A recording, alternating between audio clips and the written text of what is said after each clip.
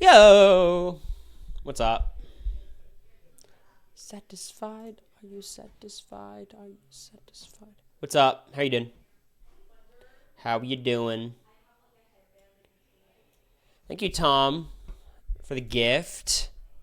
Hello, everybody. It's been a minute. Thank you, Chaotic and Lola. Appreciate you guys. Appreciate it. Whoa, it's DX. All right, you want to talk Halloween for a second? Oh my God. How was your Halloween, everybody? How'd we do? Can I get costumes in the chat? Who you guys dress up as? I need to know. Non-negotiable. Oh, wait, I have to resub? I was going to say Mountain. I was giving you the side eye. Hope you guys get ready for this upcoming week of streams because there's going to be a lot of election coverage. Your Cory Wertenberger comfort streams are gone. Just a day closer to death, tired student. I love the vibes you all bring to chat every day. I appreciate it. Will more costume pics be posted? Yes. We have a lot of pics. There's a whole ass costume that we didn't even showcase. America's Fembot costume. Okay, Hassan, basically.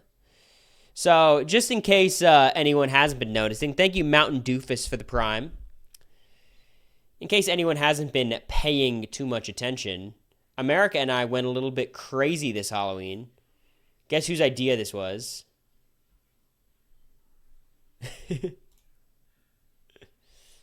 Not edited, actually. My boobs just do that. America ate. Excuse me. We both ate as a couple.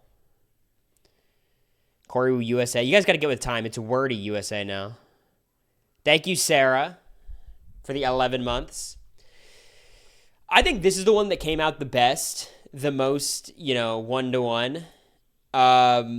If you don't know, this is the Derek and Claire Us Weekly parody. Let me pull that up. We should have posted it alongside it.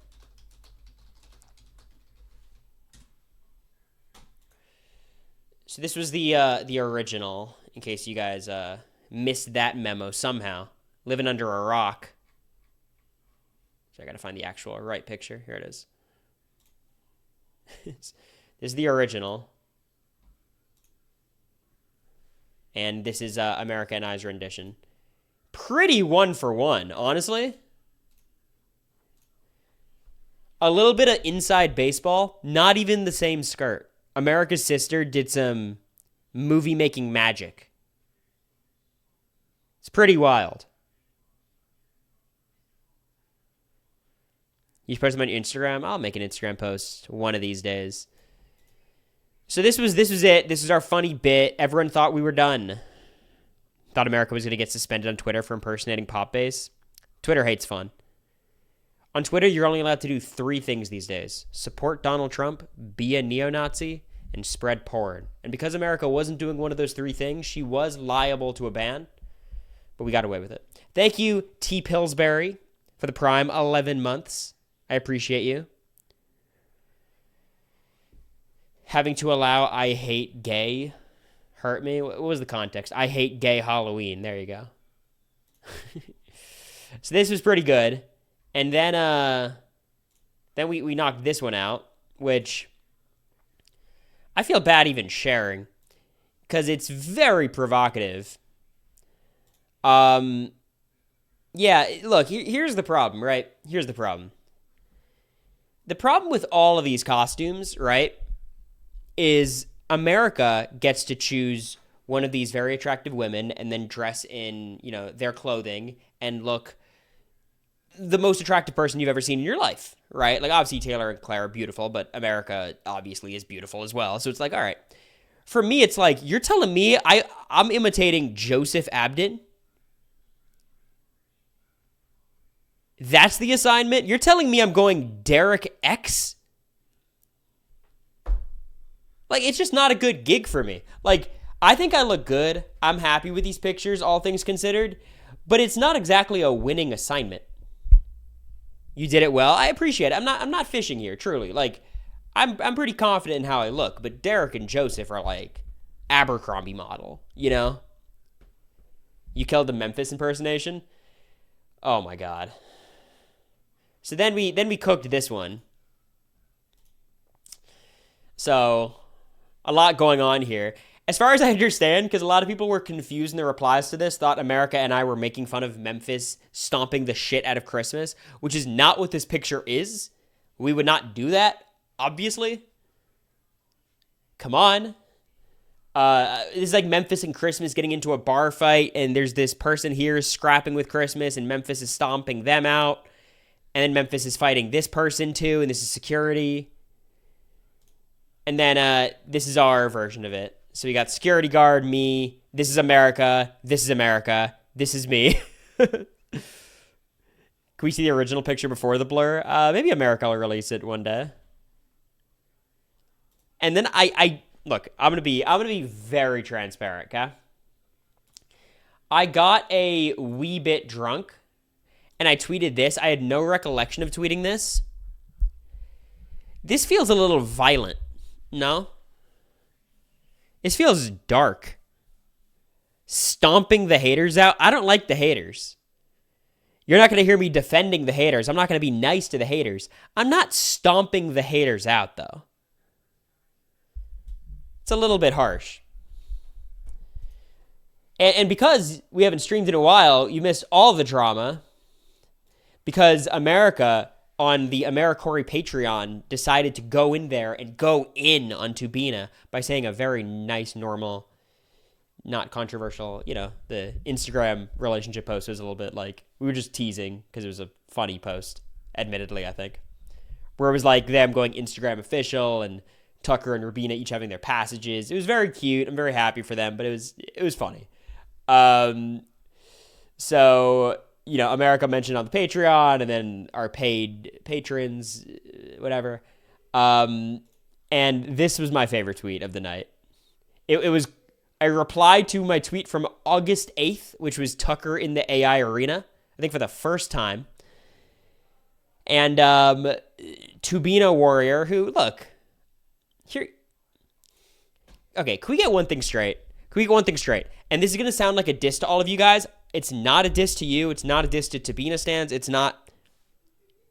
Neither of you are better than the other. Now, I think you could definitely say, like, oh, that Tubina stuff is not for me. That AmeriCory stuff is not for me.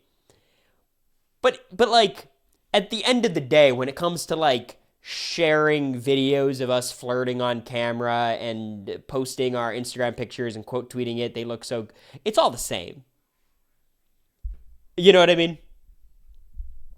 It's just like a different flavor of the same food. So I just want to make that clear, because I have no problem with AmeriCory people not being a big fan of Tubina or vice versa. That's fine. Just don't act superior to each other, because you're the same. That's all. The exact same. You are big Brother fans who love showmances, and you guys have your showmances of choice. So that's all I want to say about that, because I thought that was funny. But it says, this tweet right here just lost you 1 follower, so making you more irrelevant, just FYI, which it is true. It is true. I have not been signed to a Hollywood agent who also represents Molly Shannon. That's true. I can't, deny that. Right? So by certain metrics, I am quite irrelevant. But, I don't think the loss of Tubina Warrior is what cements that irrelevancy. I think I am better than the Tubinas who give death threats for no reason. Brenna, you're better than all the people who give death threats for no reason. So that's congratulations. I agree with you. Thank you, JPR. That tweet, that Showman's account. Yeah. I've been shipping BB Couple since Zanky, so I know I'm trash. Oh, Sydney, if you're shipping Zanky, you're the worst. You just lost a second follower. You are now more relevant. I should not read Steel Cage's unsubscribed opinions. After I played Peggle, that's crazy. So, I responded. I said, listen here, Tubina Warrior. I think Tucker and Rubina are literally a perfect match, and I'm rooting for every single non-problematic couple that comes out of BB, because I know how special that bond is. Also, if you want to see the most innocuous comments ever, plug the Patreon. Got like 3 new patrons. 3 of them. That's good. I meant to be sharing it, but here you go. To 214 likes. Honestly, Tabina Warrior's right. She's honestly right. The irrelevancy is hitting like a truck. Which is a little bit... Oh, Martins. Martins, thank you for the gifties. I appreciate you. Reba McIntyre Vivo has been gifted a sub. You love to see that. But I appreciate you. Freaking ads, right? I just wish there was a way to avoid them, frankly. I just wish there was. Boring tweet. Thanks, Brenna. I know you all want me to declare war, but I truly have no beef. I want nothing more than to have beef with somebody, but I don't. Invest in Twitch Turbo for no ads? No, Steel Cage. Invest in the Cory sub for no ads. So, anyways, that was all the Twitter stuff going on. I had to hold America back from tweeting more. So that's it.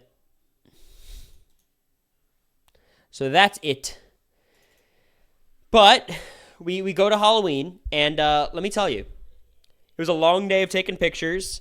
We went out to the bar on Broadway, and I sit down at the bar. We're at, like, on Broadway, rooftop. I'm at the bar, sitting in a stool. Oh, my God. Anonymous. Anonymous doing their part in waging the war on ads. Oh, is 6 subs? Anonymous, thank you. Thank you, Anonymous, for the 5 gifted, including Lila. She was an editor before she quit to go edit for Tubina. Honestly, I don't blame you. They're more relevant right now. Lila, I appreciate you, though. 6 gifts. I appreciate you, Anonymous, whoever you are. We need these numbers. Oh. Look at all of you. All you old subs who are now receiving handouts from the masses. Good for you. I'm glad. I get the same amount of money. But I'm glad you don't have to watch ads anymore. And skipping Killiam. Couldn't have written it better myself. But thank you, Anonymous. I appreciate you. Thank you, Wills, for the Prime. 11 months. Anonymous, thank you for gifting Killiam. I wish that could get undone. But it's your prerogative. If you want to give me money with Killiam as your vessel, that is your prerogative. So, no disrespect. No hate. But wait, there's more. No, I'm telling you, someone's popping off today. I appreciate it. But thank you, Anonymous. Again, I'll keep going, but I do appreciate it a lot. And thank you, Wills, for the 11 months. So I'm sitting at the bar, getting drinks, and for the first time in a long time, America is the one who has to, like, limit my drinking, because I was getting drunk. It was Halloween, my first Halloween out. It was actually very embarrassing. America's like, Cory, let's go out to Halloween, like go to a party or something. What's the deal with Nashville? Like, where's the Halloween vibes at? I've never left my dorm on Halloween. Not a single time. Never. I think there was severe damage to my social ability that went down in college, to be honest, at least before Big Brother. I don't realize how isolated I was from the rest of society. Congrats, Colin Cody. I'm glad. So that was kind of the deal. I didn't know where to go, so we ended up just bar hopping on Broadway. And I'm getting drunk, first Halloween out in Nashville.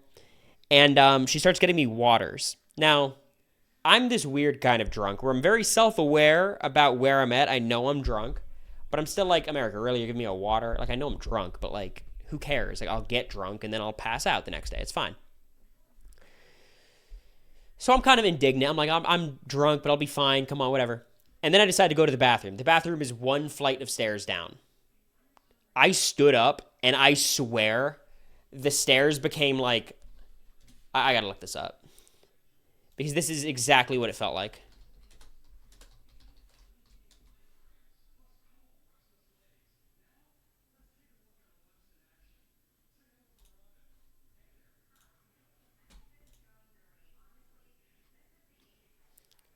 This is what this shit felt like.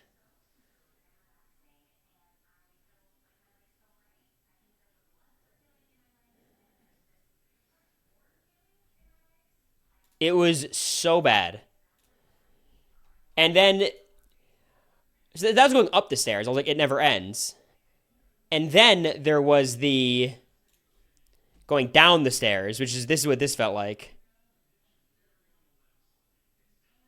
This is me trying to go to the bathroom down the stairs.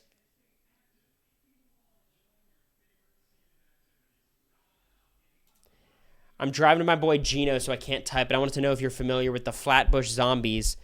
If not, you lose your Floridian card. Well, I've lost my Floridian card, and Quinn has lost his friend card because his options today were hang with his boy Gino or be on stream with me today, and I have now, recognized his decision. So, I apologize to you all. He robbed us of the crossover stream. He also said that anybody who plays Roblox Big Brother is, in his words, or not his words, a modification of his words, a virgin, has never had sex before. So, I think that was less directed at me and more directed towards you all. Well, false. I don't need to know you guys your details, honestly. I'm just the messenger of Quinn's message. I stand on that, yeah. And he'll be here this weekend to play, so. I was texting Quinn, I'm like, yo, Quinn, let's, you got any stream ideas? And Quinn sent me, like, a 18-page PDF of his plans and the venue and the payout and the prize pool. I'm like, Quinn, how about a Brent Steele to start off? Before we start, like, looking for venture capitalist investors, let's... one thing at a time. Hi, Dana, John, Faye, and David. Damn, you're telling me you're hanging out with all your friends, Mom, and you're watching my stream? Wait, what's going on here? He's a visionary? Yeah, he is a visionary. I wish the other visionaries knew he was a visionary, but he is a visionary. On the Big Brother wiki, he does have that qualification, I would imagine.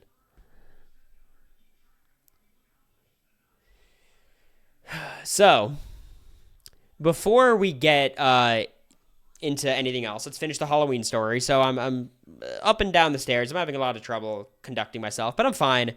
We get home, pass out, wake up maybe 3 p.m. the next day. I go to the gym because I'm a madman. I saw Joseph's abs and I said, I got to start working. Glasses weren't enough. No. Nope, not at all. So the next day, we're going to a concert. Now, does anybody in chat know what concert I went to? Who's keeping up with the socials?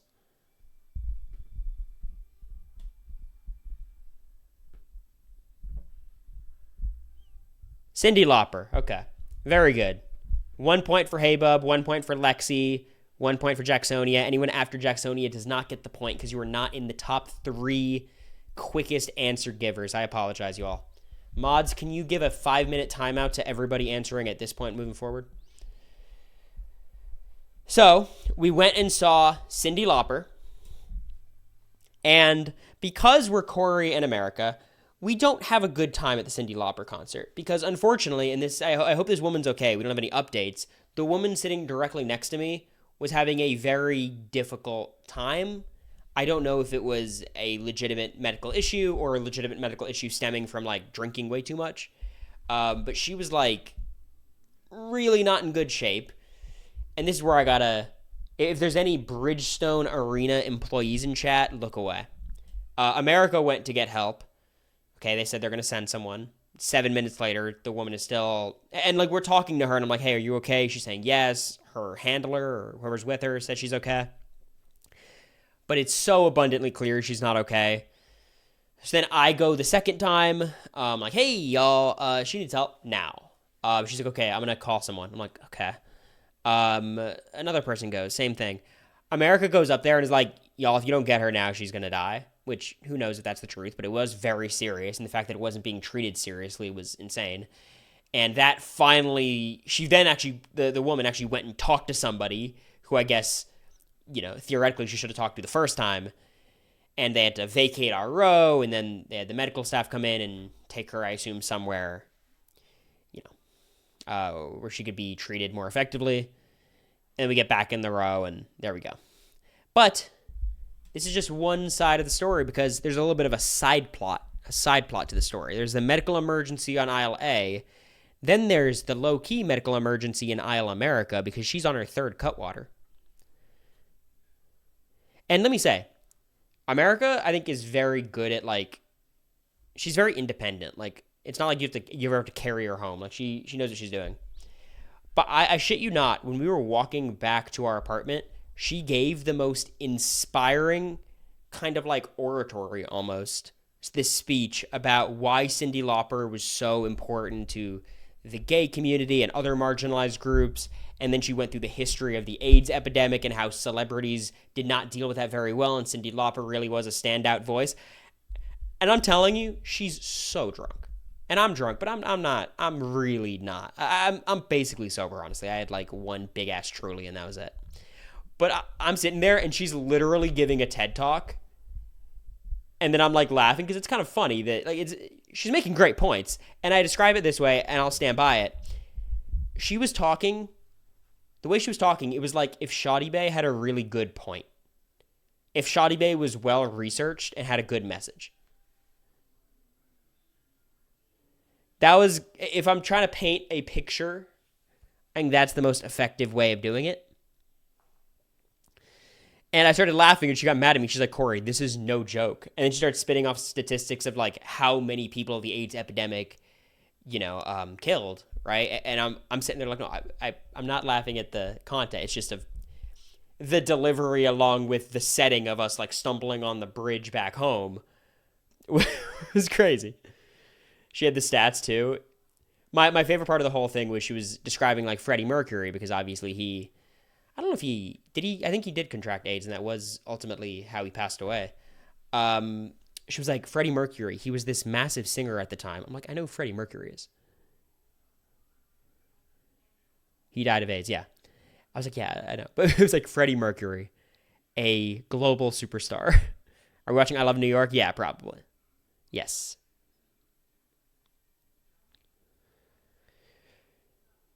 So that was the night. We get back, and it was good. We started watching a movie. America immediately fell asleep, and I was like, okay. And we woke up very late again today. I think, hey bub, I remember that was the thing with BB 13, if I remember correctly. But it was fun. Good time. And that was the concert. Hayley Williams from Paramore came out for Girls Just Want to Have Fun. That was cool. Elle King, who is the singer of X's and O's. X's and O's, O's will haunt me. Dun, dun, dun, dun, dun, dun, dun. She was great. She was the opening act. Very talented. No one was standing for that either. Okay. I need you guys to be objective here. I'm going to run a poll. So here's the context, and I'm going to try to be as straightforward as possible about this. I don't want to sway you guys one way or another, but I know you guys are going to know exactly where America and I, both stand on this issue. So we're sitting in the audience, and it's a lot of older people. Obviously, it's a Cyndi Lauper concert, and America wants to stand up. So it's a stand up. It's a concert. I want to dance. But everyone in our section behind us, everyone is sitting because it was an older crowd, right? So America's like, stand up. I'm like, I don't want to stand up. I don't want to block other people. Like, if everyone stands up, of course I'll stand up. Or if the people in front of us stand up, but we have to, of course. But like the status quo, at least everyone can see. I feel that's better. And America was like, that's lame. It's a concert. Come on. So with that being said, here's the poll. Would you all stand or not stand? Also, Rob Schneider's daughter. Yeah. Yeah. I mean, look, this crowd, my chat is a don't stand crowd. I get that. And look, when Girls Want to Have Fun and the big hits time after time, everyone was standing up. It was just in these moments where people weren't standing, they weren't standing. Molly's here. Mom, you gotta get us You got to get out of the chat because I can't tell my drunk stories with mom there, with 10-year-old sister there. My sister famously, who once asked me in America if it was legal to drink and walk. To which I said, of course not. But it was a very funny question. Did she sing True Colors? Yes. America was bawling. It was very sweet.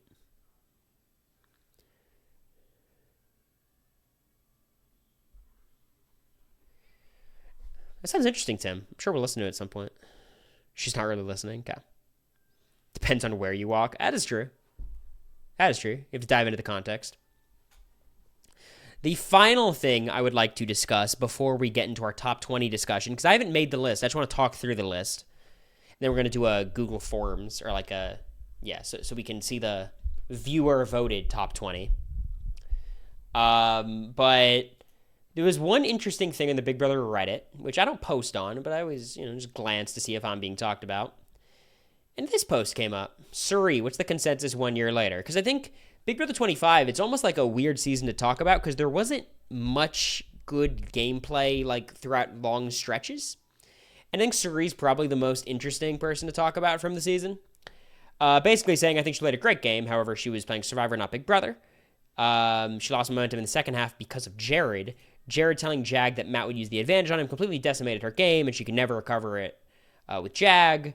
People say Heisem was a mistake, but she was fine after that. Two big flaws in her game were Jared and Bowie, and then compares her to Chelsea.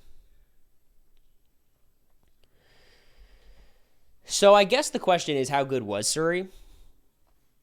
And I think the answer, weirdly enough, is like really good, but what makes her game impossible to evaluate was Jared. And the reason why I think I'm probably more critical of Cirie's game than most, and Again, for context, I'm not placing myself above Cirie. Cirie's a better player than me based on actual game ability and resume of Big Brother. Okay, all right. But I do think, like, ultimately all the decisions in the game were up to her up until the Izzy vote, and I think she made the wrong decision every single time. Like, Kirsten was Kirsten. Okay, that was good. Riley over Cam was bad. The unforgivable choice. There was no rationale for that decision. Heisem leaving, no rationale for that decision. You're saving Cameron, for God's sake. And yes, Cameron was a bit of a minion, but not like Heisem. So that's two mistakes that just make no sense. And she recovers because she's great. Then it's week 4, Jag over Blue. She was actually kind of pushing for Blue to leave, which would have been unforgivable. And Jared's the one who got them back on track to get rid of Jag, which was the right call. And obviously people criticize her having Matt use the power, but the truth of that is kind of an enigma. No one really knows the truth except for Matt and Cirie, and I guess the editors. Then it's week 5, and it's Red versus Jag, and Red is... I don't care if it was to protect Jared. Red was a horrible decision. Cirie could have made Red do whatever nomination she wanted. And then week 6, could she have saved Izzy? I think it's kind of hard. I think she did a good job to get Felicia on the block, and then Jared really is most of the reason why that week fell apart.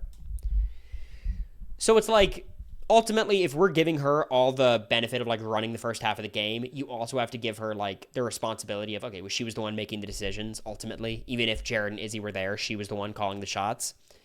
And then her game is kind of hard to evaluate after the Izzy flip because there just wasn't that much for her to do. She did, I think, a fine job. But really, you're evaluating her first half of her game.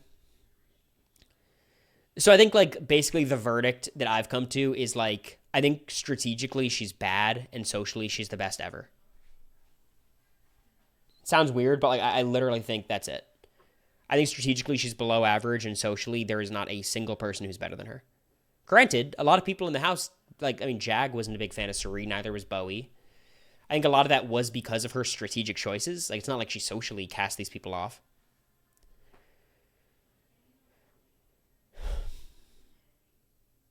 So I think that is kind of like my verdict on the whole thing, where it's like, I don't think people should try to defend her strategic decisions. Like, I think they're all pretty objectively bad. Putting Jared aside, like, they're just bad. But the fact that she was still in such a dominant position after most of these terrible moves shows how one of a kind she is as a player. You know what I mean? Did you comment on the post? No. I don't think I want to get in the Reddit. Maybe an AMA one day. She could have done better socially with Bowie, for sure. And I think after the, Izzy vote, it all fell apart socially. So I just thought that was interesting. I think that's my verdict, personally speaking. The Reddit loved your Halloween costumes. I'm glad. Okay. So here's what we're going to do for the final Big Brother portion of the stream, okay? We have our...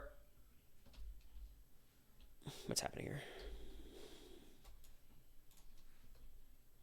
here? Please, sir. I don't want to shrink the thing. I want to... 1 second.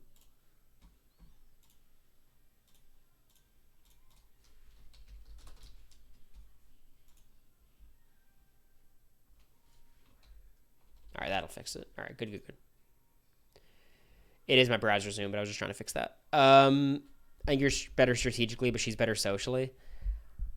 I mean, look, weirdly enough, I think my biggest mistakes in the game were strategic. I mean, physical was my biggest problem, but I think actually, I think I'm strategically a little bit more sound, but I think I left mostly because of the strategic stuff. Socially, I was good enough for Jag to want to keep me over Blue, which is, I think, really what I had to do. So here's how we do it, okay? We're trying to come up with a top 20 best games ever, okay? So that's very different from top 20 players. That means Dan has 2 entrants. Nicole has 3. You guys get it. Janelle has 4, which is still crazy. So we're going over candidates right now, and then we're going to do a poll to narrow it down to top 20. Then we're going to do a poll to rank all those top 20, and we'll see what you guys believe are the 20 best games. So let's start. We're going to go in sequential order and just name all the candidates, okay? So I think very clearly from season 2, Dr. Will is a candidate, Nicole is a candidate, and I think that's probably it. Is there any other contentions for season 2? Anyone want to come out as a Hardy defender? Justin. I don't think Justin's going to be on it. Are there any other real claims from season 2? Monica? Do you all believe Monica Krista? I just don't see him cracking the top 20. I don't see it. So let's move to season 3, where, of course, I'll put Lisa there. Shit. I think Lisa could get a spot, and then I think Danielle and Jason are very clearly the next 2.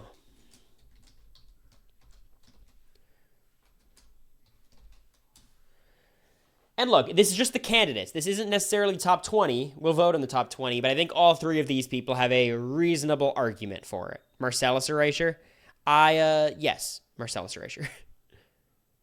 Monica, Krista, Hardy, Oliver, Nicole. Really? You think so? I'll throw Monica in there. I mean, I know Krista was probably the best player of the time, but she was she had such a terrible path to win that game.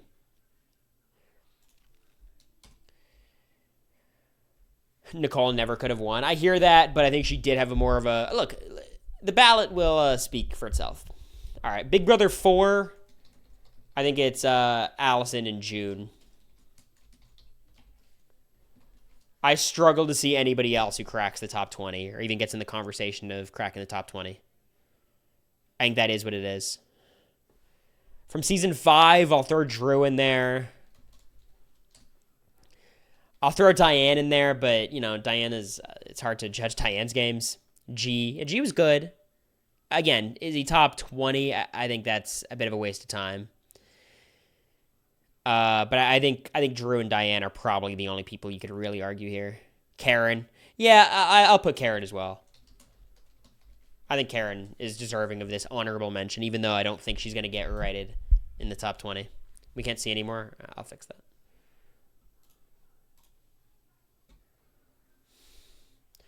All right. Now let's go to season 6. I mean, Maggie. And I'll throw in Janelle. Mileage varies to what the fuck you want to do with that. I'll put April there as well. But you know what?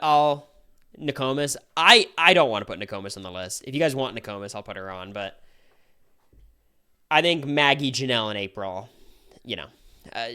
I know how people feel about Janelle's games, but she's pretty close to potentially winning that season. All-Stars, one of the seasons I'm most fresh on. I'm definitely going to put Boogie. You guys disagree. Will definitely gets there. I would put Janelle. Was very close to winning that season as well.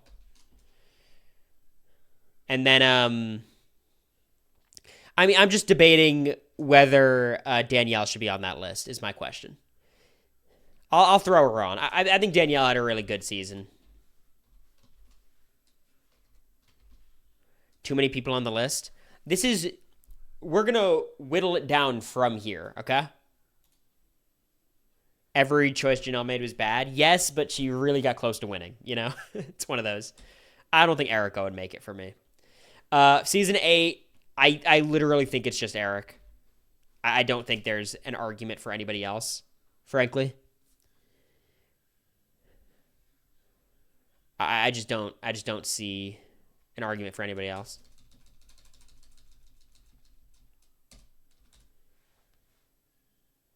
Jessica, I don't know. Jen, no. Are you Team Turner or Mr. Beast? I'm Team Turner. I love Turner. From season 9, Adam for sure. I don't think Ryan should really get on there. It's probably just Adam. I don't know. I'm just going to run with this. On season 10, I think I'm going to put Dan and Memphis. I think that's the only real arguments here.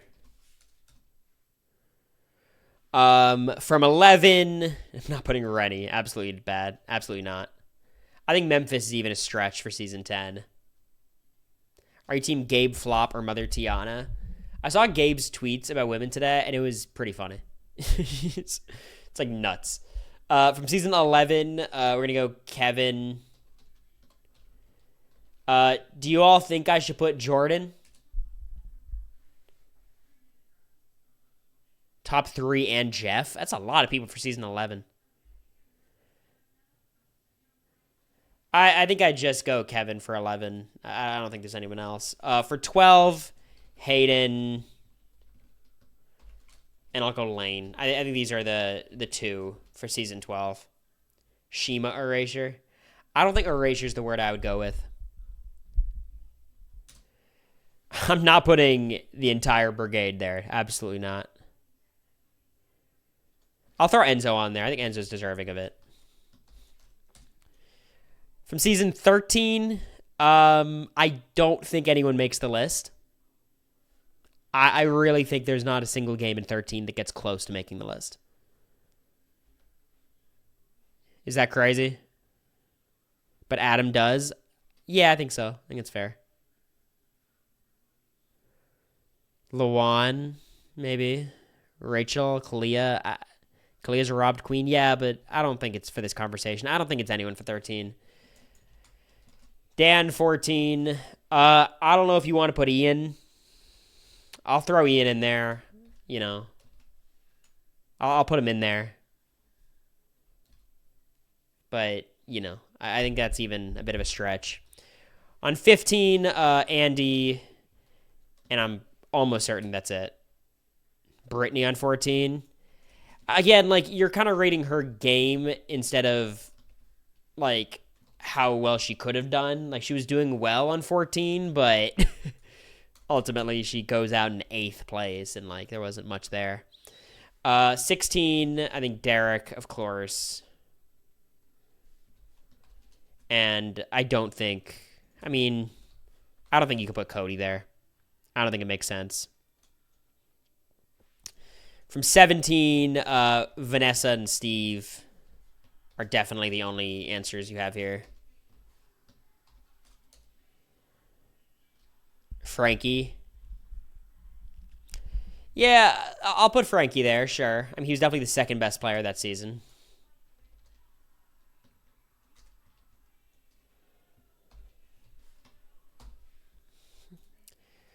For 18, Nicole is obviously there. And I don't think Paul gets there for 18. Paul will get there for 19. 100%. How do you guys feel about Josh? I don't think Josh gets on there, right?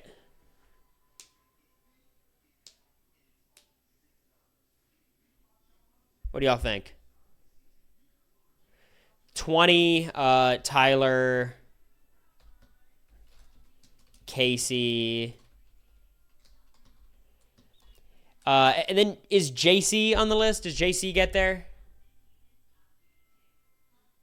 JC played a really good game in 20. 21, we'll put Mickey there. Put Cliff there. I mean, you guys are not going to vote Mickey, but he deserves to be on this list.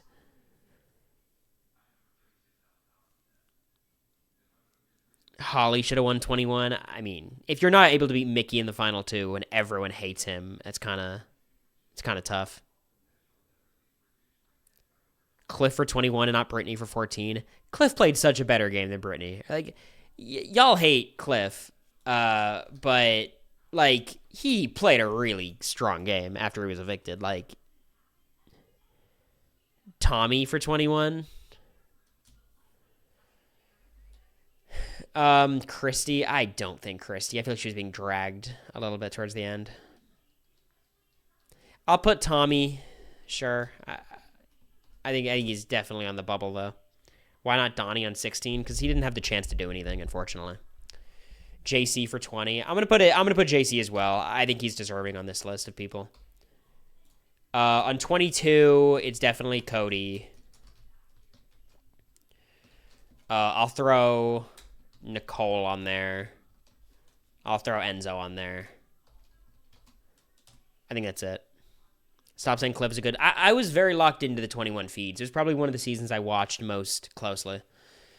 And I think Cliff has to be here. Tyler almost overthrew Cody before the meltdown. Yeah, well, he didn't. But I think Tyler has too many demerits on him. 23, I think it's Xavier and Tiffany are the only ones.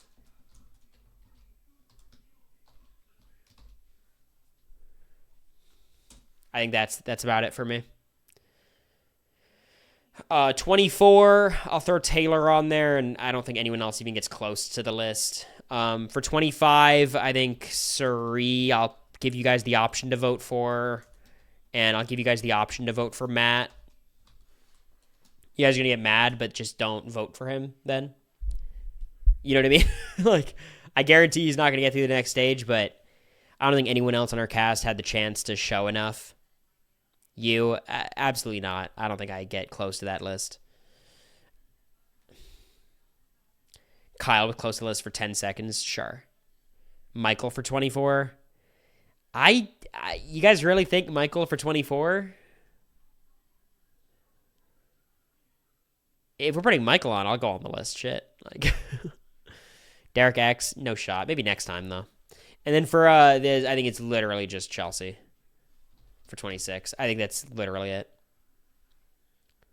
And I think this is our list. So this gives us 1, 2, 3, 4, 5, 6, 7, 8, 11, 14, 18, 19, 20, 22, 23, 26, 28, 29, 31, 33, 34, 35, 38, 41, 44, 46, 47, 49, 50 exactly is crazy.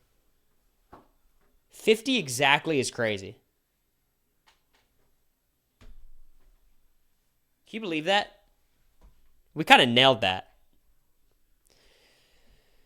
So now I'm going to sit here and put the people on a Google form.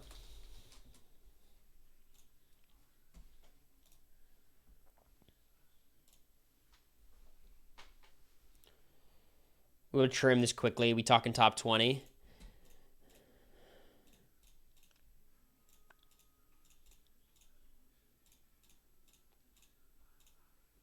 I'll play some music. Kai got banned. What'd he do? What did he do?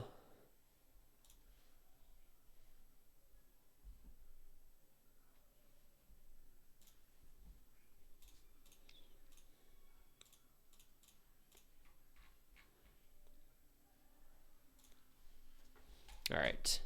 Enjoy the music in the meantime.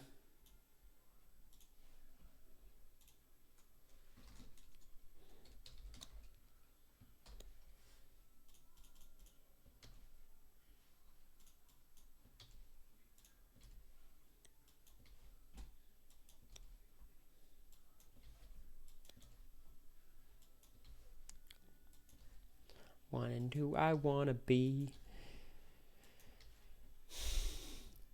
I can't put myself on this list, first of all, because I'm not close to the conversation, but also because you dumbasses would put me in the top 20, and then everyone on Twitter would act like I put myself there, which I basically would be if I put myself on this ballot, because I know how my chat works. I can't believe ChatGPT put me in that challenge game. I wonder if, like, my other ChatGPT searches had my name, so they, like, knew of me. But based on the other people they were asking, kind of makes some sense. Like, it wasn't, you know, it wasn't just picking the biggest names.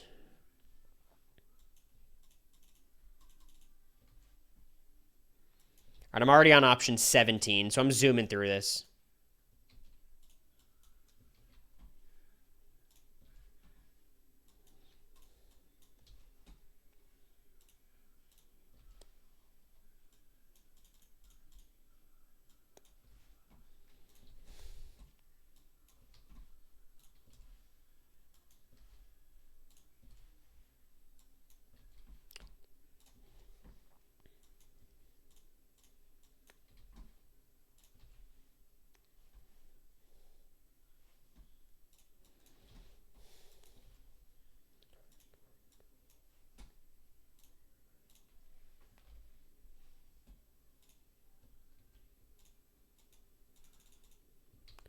Damn, it sucks for season 13. They don't have a single name on the list. That's crazy.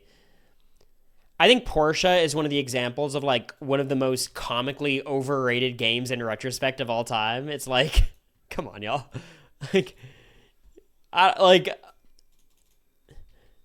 maybe she deserved to win over Rachel, maybe, but, like, that wouldn't make her, like, any better of a player winning that jury vote, you know?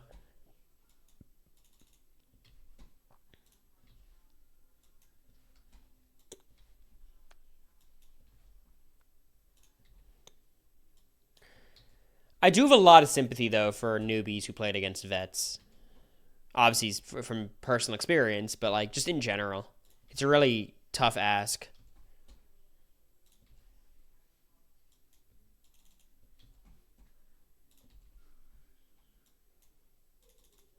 Especially when there's 6 vets, half of them are in duos. Like, damn, they were set up to fail, especially with the twists, like, helping the vets.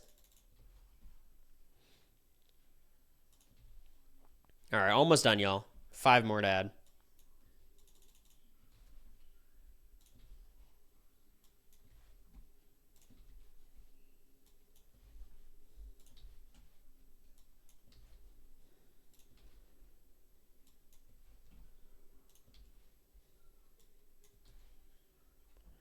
Okay, I'm missing 1.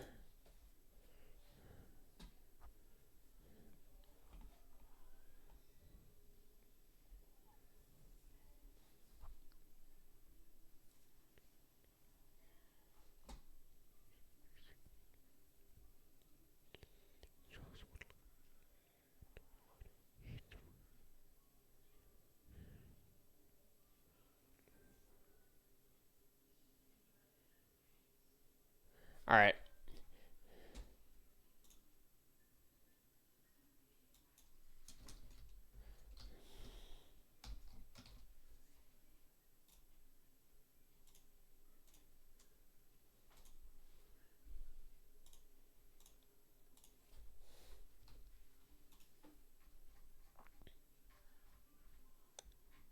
All right.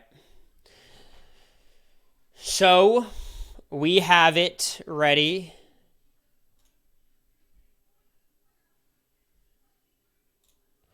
I'm limiting it to one response as well. All right, y'all. We're here. We're here. 18-minute deep dive. Okay, all right, wait. Sorry. So I wasn't looking at the chat. Let me dive into what stupid shit. How about Vanderbilt Bowl eligible? I mean, we should be playoff eligible. You forgot Hannah Chada? No, I didn't. She's great, but I don't think her game is in this conversation. The Angela people are insane. Yeah, Angela is like the people who defend Angela's game, there's a fundamental disagreement on what a good Big Brother game is. That's all I'll say about that. Yeah, it was not a deep dive at all. I know there's a couple deep dives in the works, so I hope you guys enjoy them. All right, I'm sending the form currently. I'll fill mine out live. So the form is live. Everyone fill it out once. You put 20 names. You're not ranking them yet. Danielle from season 3 is at the very end of the thing. I just forgot her, so I had to add her at the end. But here we go. So if I'm doing my list, I'm just going to go over the sure things to start. So like, Will, not a sure thing yet. Nicole, Monica, Lisa, Jason, Allison. June's a sure thing. Drew, I don't know. Diane, Karen. Maggie's a sure thing. April, for me, I think Boogie and Will are sure things. It might sound a little bit wacky, but 1, 2, 3, 4. Eric's a sure thing. Dan's a sure thing. Hayden's a sure thing. Dan's a sure thing. Andy, Derek, Vanessa, Steve. Nicole, Tyler. Cody, Xavier, Tiffany. How many do I have already? These are my locks. 1, 2, 3, 4, 5, 6, 7, 8, 9, 10, 11, 12, 13, 14, 15, 16, 17. Chelsea's a lock, of course. So 18. That's 18 locks, and I only have 2 more spots. It's pretty competitive. Danielle's at the bottom. I'll give that to her. So that's 19. Danielle's at the bottom. I fucked up. She's at the bottom.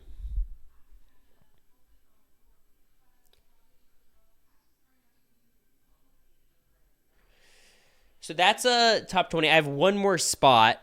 I think for me that spot is between like Drew. Not really. I don't think it's Drew. I think Lane has a good claim to that spot, but Lane did get a lot of sympathy votes. I think Paul has to get that spot for me. It's Paul or Casey, I think, is really what it's between. I think for me, it does land on Paul. It's just way too dominant. Way too dominant. So I think that would be my list. I'm happy with it. Submit.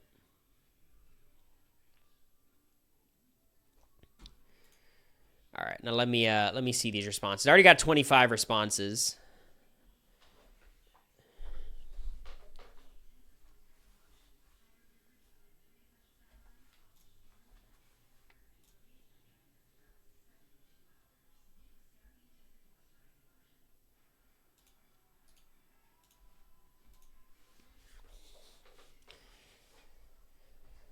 Lane wasn't even supposed to get Brunchel's vote because of a mean joke Enzo made and they thought it was him. Yeah, I do have to keep that in mind. I always think he's 1 vote away from winning, so it's got to be pretty good, but there always is that caveat.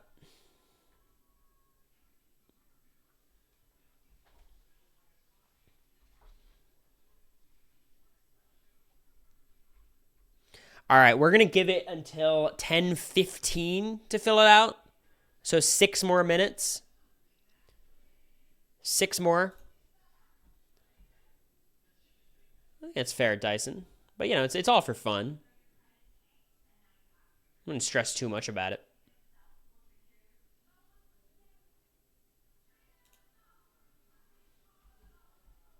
Hashtag I voted. Who in chat voted? For real, though. Who actually voted?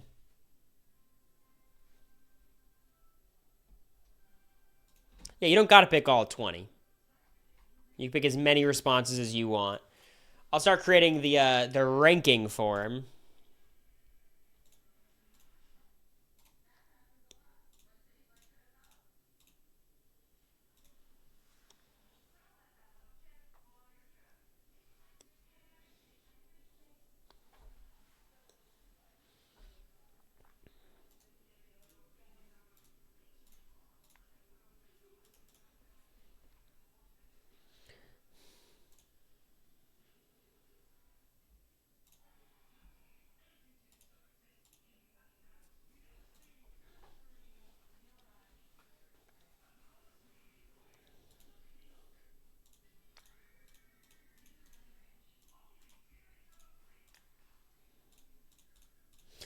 Does anybody know the best way of doing the ranking them 1 to 20?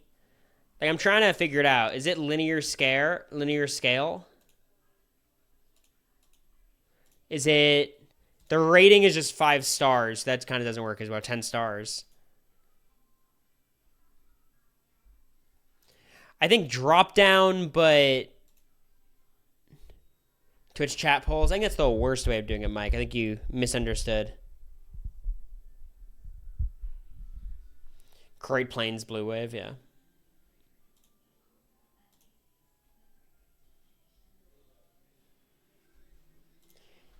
Any Google Forms wizards in the chat?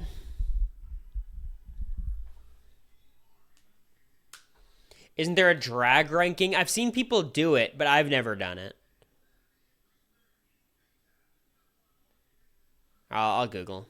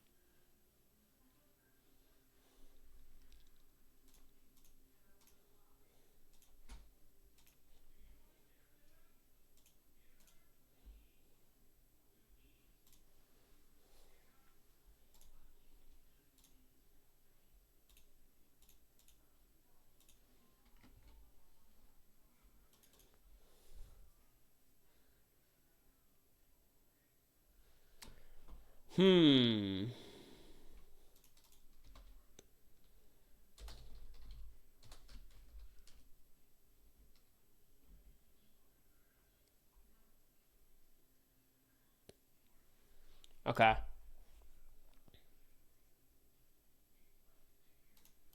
Okay, I think I understand. I think I'm cooking here.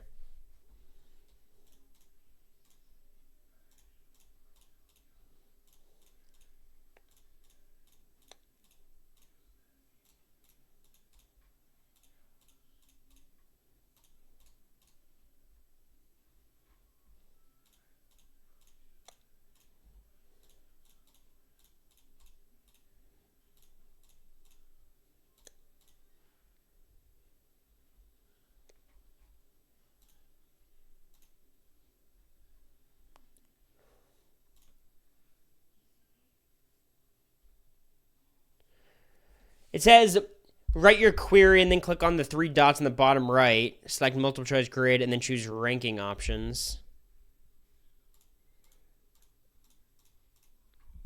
See, I'm looking at that and it's not helping me out. So it's like,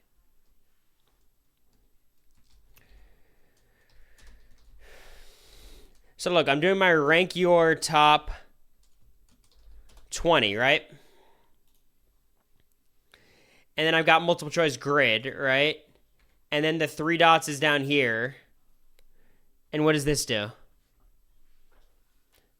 It says limit to 1 response per column. Is that it?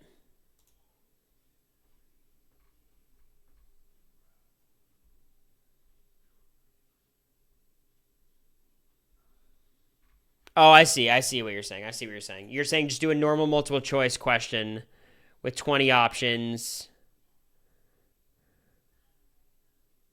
No, this doesn't work at all. That was not good.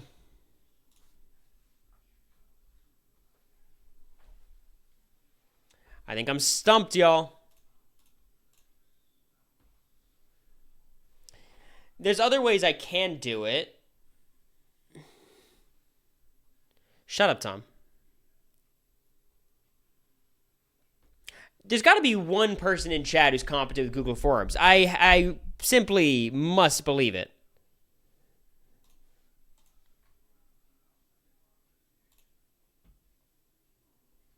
Choose multiple choice, not grid. Yeah, that's what I did, man. I go multiple choice, right? And then I'm here, and the 3 dots you rant and rave about are here, and it doesn't give me any ranking option.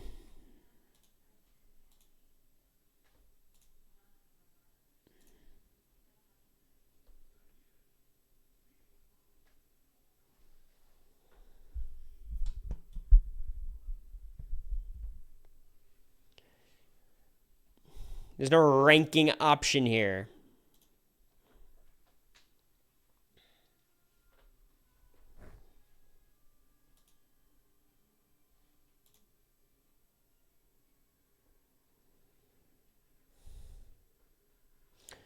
You're saying drop down, then do 20 questions. You can duplicate it 20 times? That seems like a nightmare.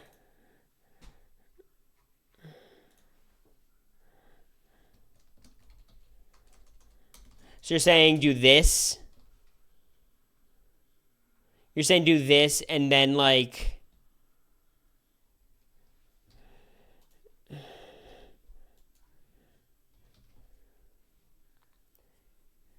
Now, here's what we're going to do. I've decided how we're going to do it. I'm making a definitive... I'm making a definitive choice. I've made my choice.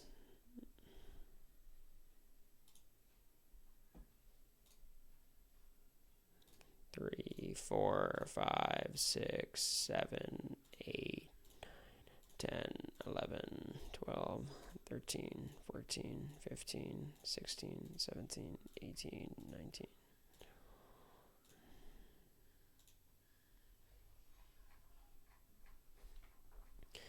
It is Marina, yes.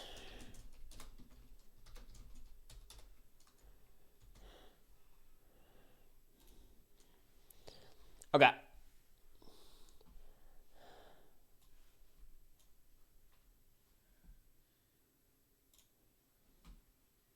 Nah, it's making me make an account. I'm not doing that.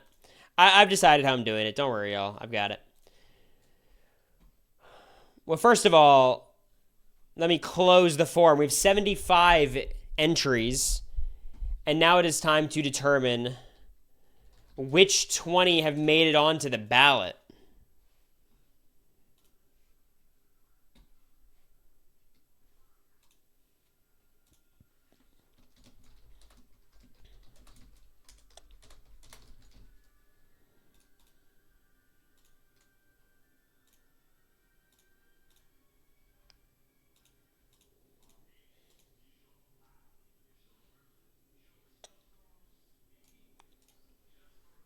Okay. All right, here we go. So, the people moving on to the next stage, let's think about this. Okay, so the highest percent of vote getters is actually Chelsea is the first. Wow. So Chelsea sneaks in, number 1. Chelsea's great, but number 1, damn. So Chelsea from 26 is definitely in.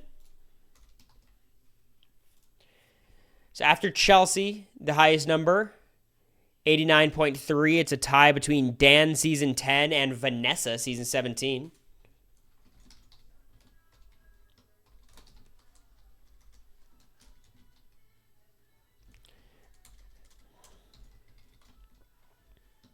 Use straw poll. It did not work, but I appreciate it.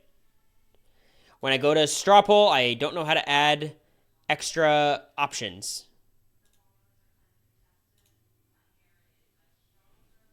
So just stop sending suggestions, please. Just stop. We've got a way of doing it. We're going to stick to it. After 89.3, the next highest seems to be 88, which is going to be Dan and 14. Okay.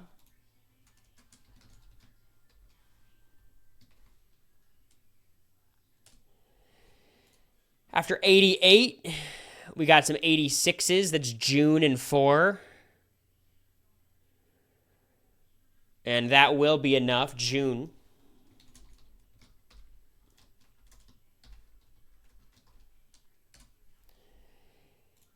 Now we go to 82%, I think is the next highest. Looks like it to me.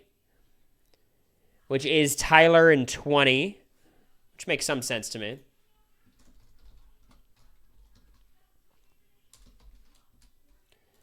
Then we go to 20. So Tyler's an 80. So now we're looking for the high 70s. Or the really low 80s. Nothing in... Oh, Danielle, season 3. She overcomes the weird poll placement. Gotta respect that. Now we're looking at the high 70s. We got 74. We got 78. 78's going to clear. That's Derek in 16.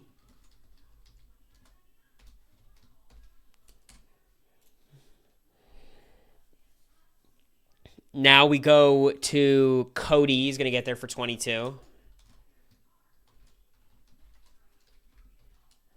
And this is where it gets a little bit dicier. Are there anyone else in the 70s even? No. That's it for the 70s. Wow. Now we go to the high 60s. The high 60s. Oh, Nicole for 18 is also in the 70s.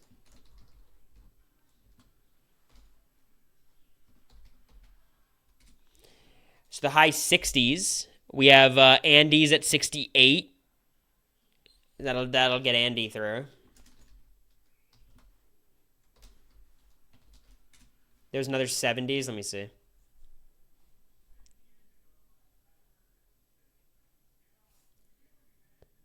It's Nicole. Cody. I don't think so. Will from 7's going to get there.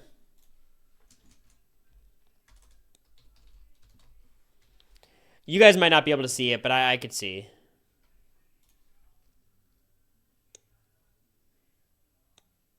Tiffany gets there.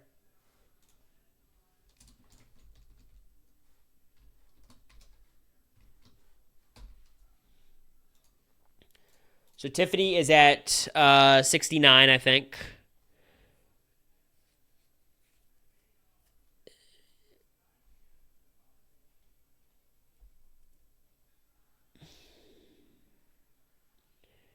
I think Will from season 2 is going to get there. How many spots do we have left? It's 1, 2, 3, 4, 5, 6, 7, 8, 9, 10, 11, 12, 13, 14. Yeah, 1, 2, 3, 4, 5, 6, 7, 8, 9, 10, 11, 12, 13, 14. So we're at 14. Anyone else in the 60s?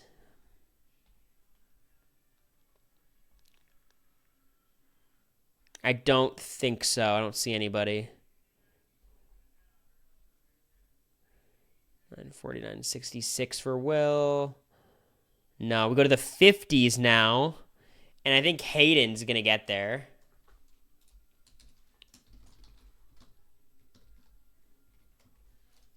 Paul gets there for 19. Anyone else in the 50s jumping out to me?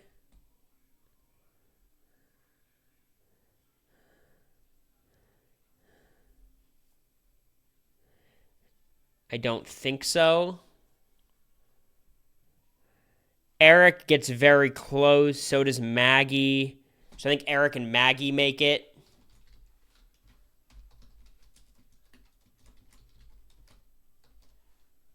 I did put Will, season 2. So we're at 1, 2, 3, 4, 5, 6, 7, 8, 9, 10, 11, 12, 13, 14, 15, 16, 17, 18. We got room for 2 more. 49% is the number. Can anyone beat Allison's 40% is the question.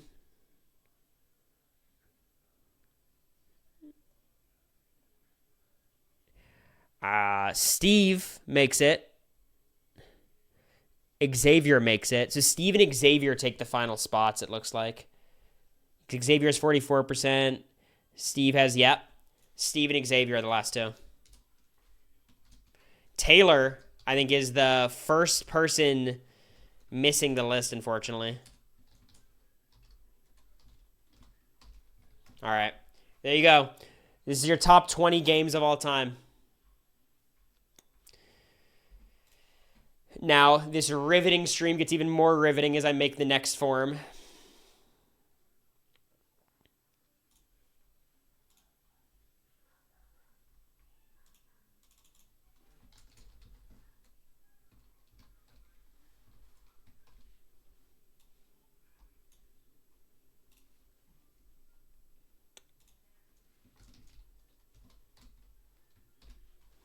But this is going to be much quicker.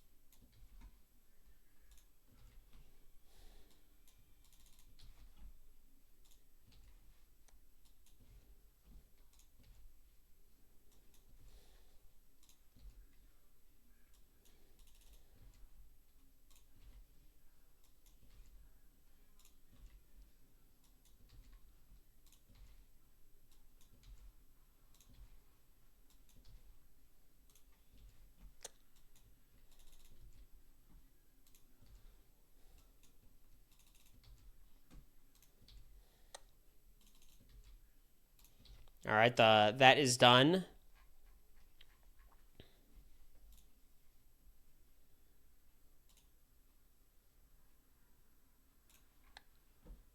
All right. So, allow me to describe the mechanism of this poll, okay? Here's how it works. Here is how it works. Every ranking, you're going to be able to rank at each player from 1 star to 10 stars. Now, we all have to make sure we're on the same page of the scale of these rankings, okay?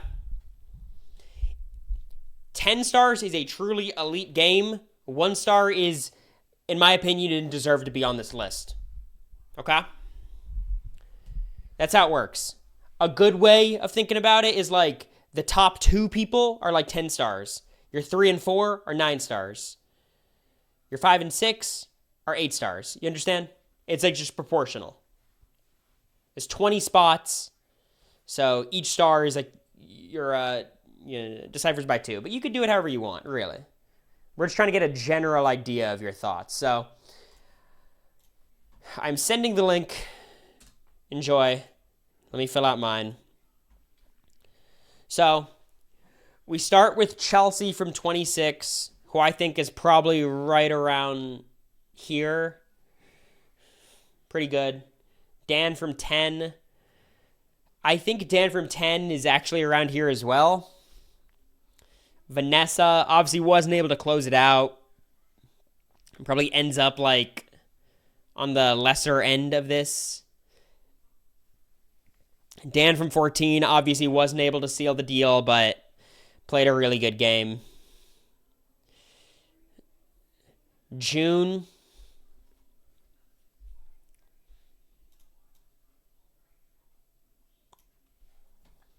I mean, I think June's pretty good. I would say June's like here. Tyler, I would say is very similar to Dan from 14, but I would say even better. Danielle from 3. Yeah, I would say around here. I think she made a lot of endgame mistakes, though. Derek, I mean, it's about as flawless of a game as you could play, unfortunately. But there's, I don't think it was as impressive as some others. Cody's, I think he's right around there, too. I think a couple more flaws, but it was all-stars, but there's pre-gaming. I'll put it here. I mean, I think it's hard to find any flaws, really, with Derek's game, unfortunately. Nicole from 18. Definitely one of the weaker games on this, but she was good. Andy is probably around here. I think that's right, to me. Will from 7 made a lot of endgame mistakes. I view it very similar to Danielle's game, frankly. Tiffany from 23. Hard to evaluate because, of course, there's the dynamics of the cookout, but I think she played a strong one. Will, I just don't hold season 2 to that same standard. Hayden's game was pretty good, but it was not the most impressive thing I've ever seen. Paul, huge flaws, as dominant as any game ever. Eric, hard to evaluate. Maggie played a really strong game, but really could have lost to April. Could have even lost to Janelle. I put it like here. Steve, I would put similarly to Maggie. I know it's a bit of a hot take, but I'm high on Steve's game. And Xavier, I'd put a step below. But he played a very good end game. Everyone wanted to take him to the end. So that's my list. All right, I'm going to give you guys till 10:35 to complete this form. We already have 38 responses. I'm going to tabulate it all separately.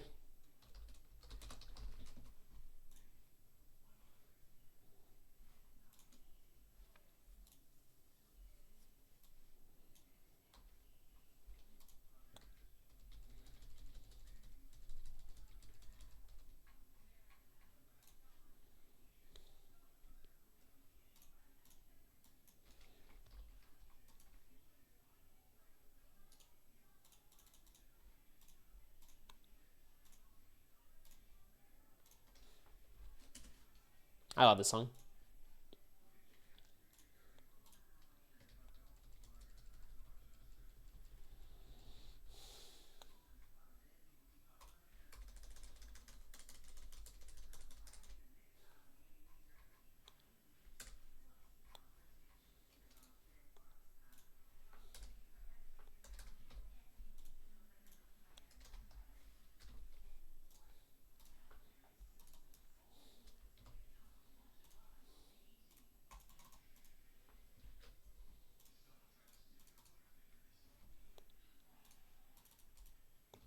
This was a TikTok thing, right?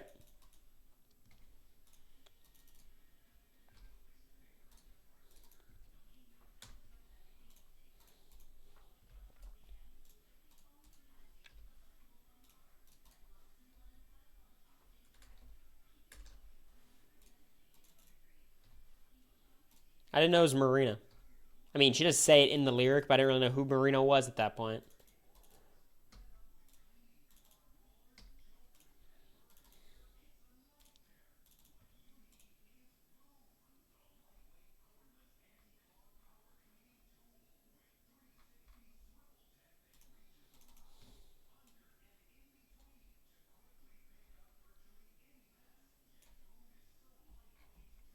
You discovered Marina recently? I did. All right, 2 more minutes to get the forms in.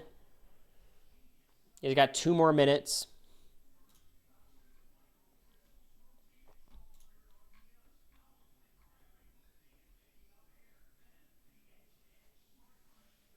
Hollywood infected. Who's Marina? Marina and the Diamonds. How dare you? My Letterboxd top 4. Catch Me If You Can. Toy Story 3. Dodgeball. That last spot's a bit tough. My vibe right now is Puss in Boots 3, or Puss in Boots 2, rather. 3 when it comes out, to be honest.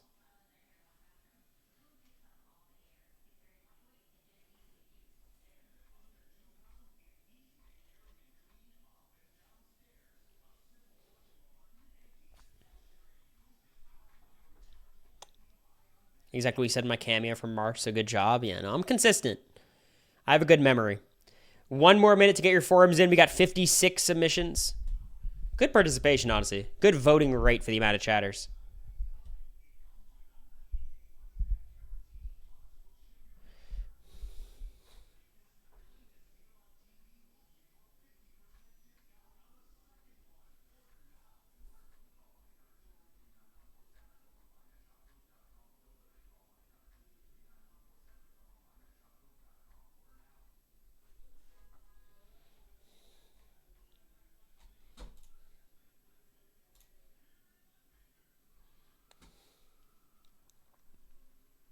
All right.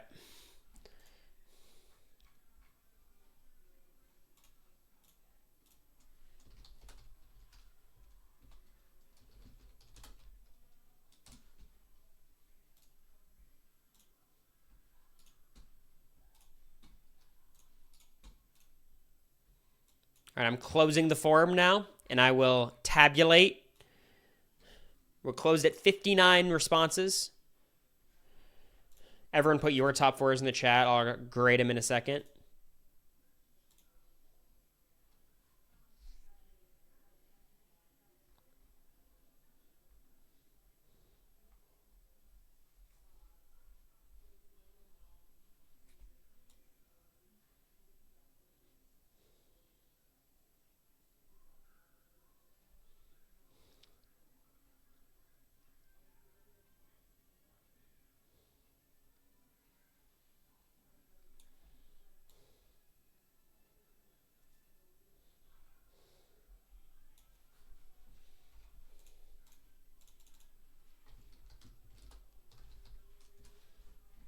Blazing Saddles, Alien, The Thing, and Vampire in Brooklyn. It's an interesting list. I hate it. But I appreciate your participation.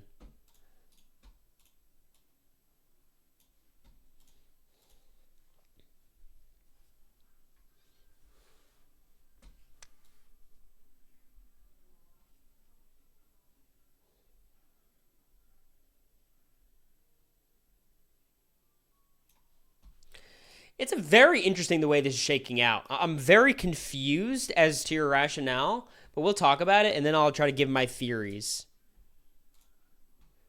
Because currently, your rankings don't make any fucking sense to me. But we'll ride with it, you know. What are you gonna do?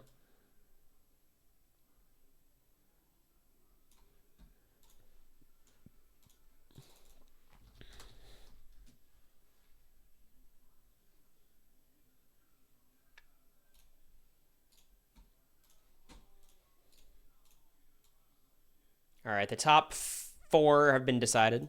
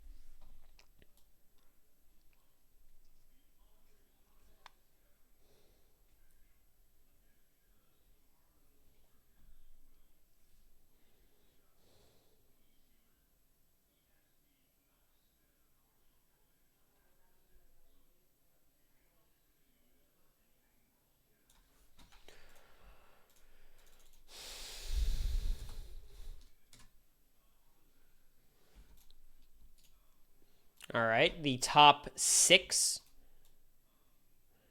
have been decided.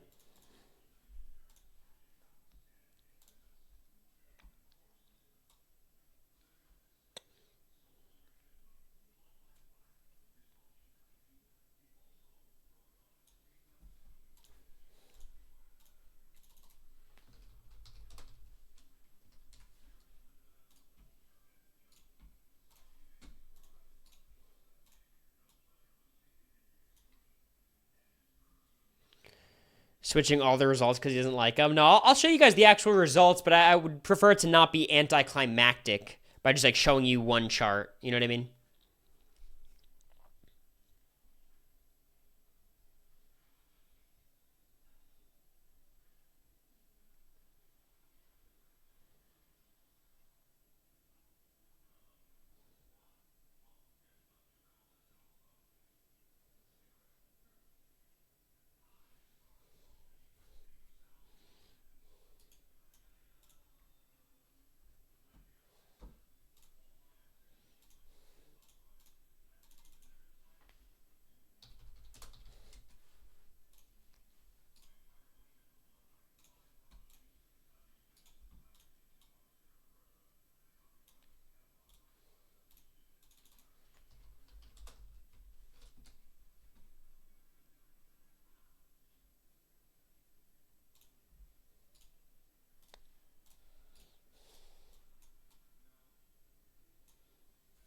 All right.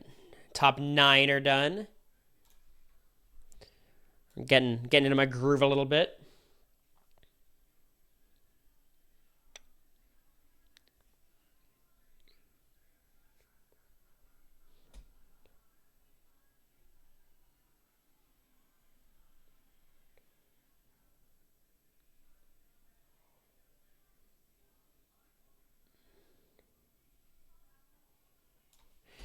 There's one particular rating that irks me more than the rest of them, okay? That's what I'll say.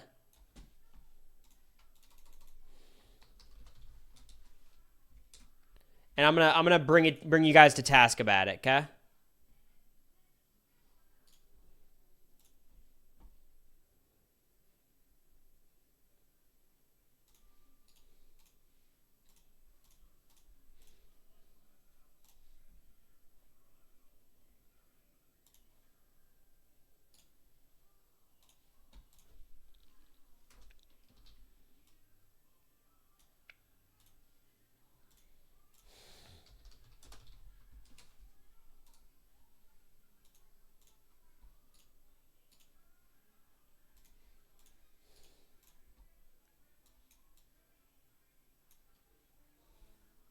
I know Cory hates the People's Choice Awards. Yeah, look, experts are experts, and they're experts for a reason, okay?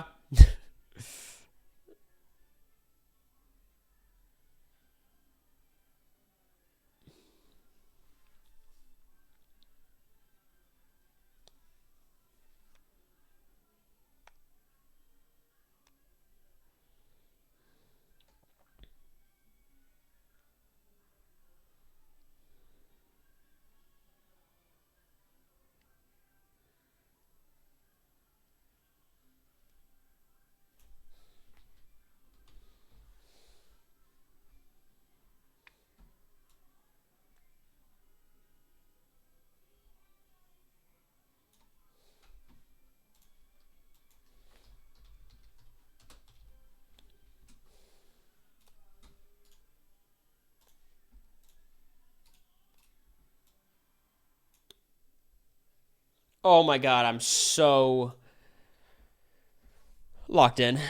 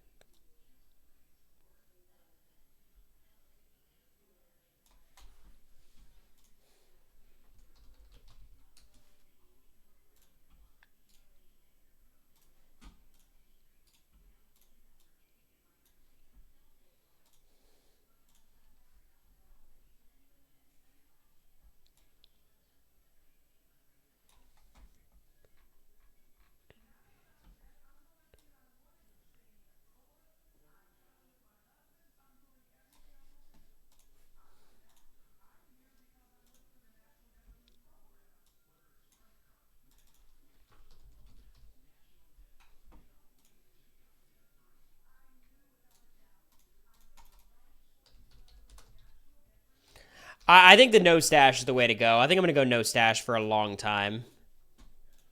I think it's better, unfortunately. I fear.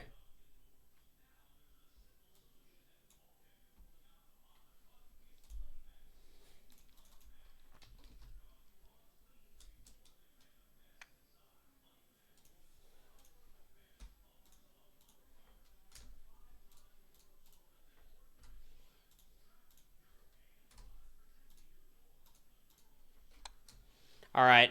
We're at the final 5, y'all. The final 5. I'm sorry it's taking so long. There was actually a much better way for me to do this, and I opted out, so this is on me.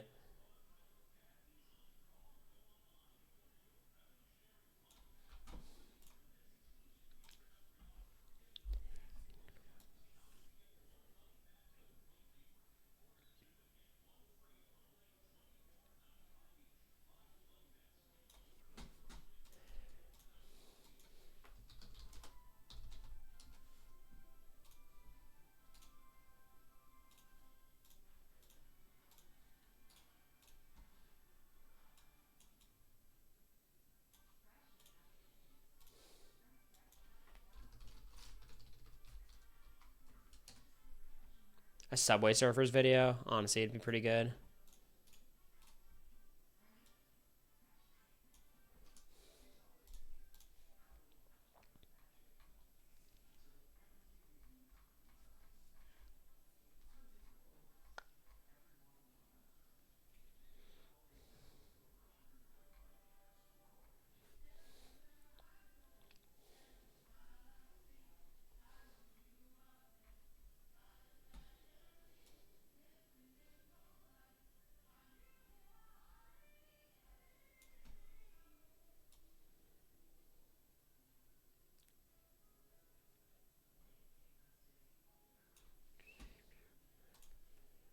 All right. I think we're just about there.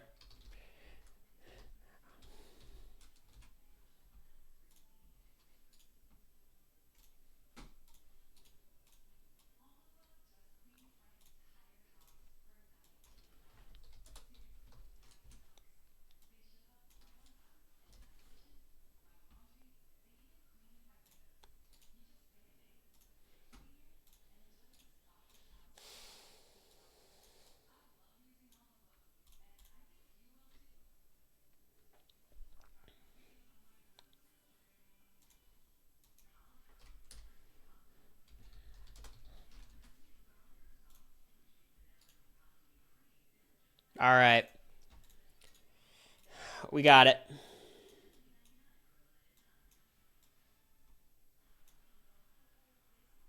All right, y'all.